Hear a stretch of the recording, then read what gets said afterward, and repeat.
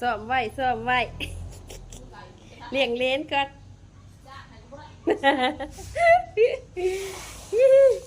เลี้ยงเลนหน่อยก็เบิ้งตะเพงตะเพงขาวจั๊วะเลย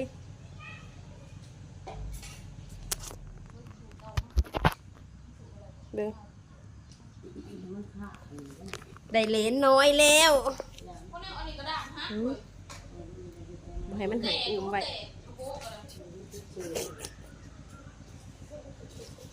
ขาวขาวเบิ้ง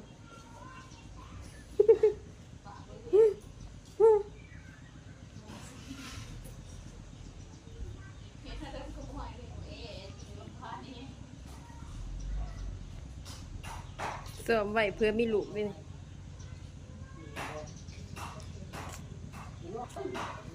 สงสัยสิหิวนมแล้วบ่อาปากจะพออยู่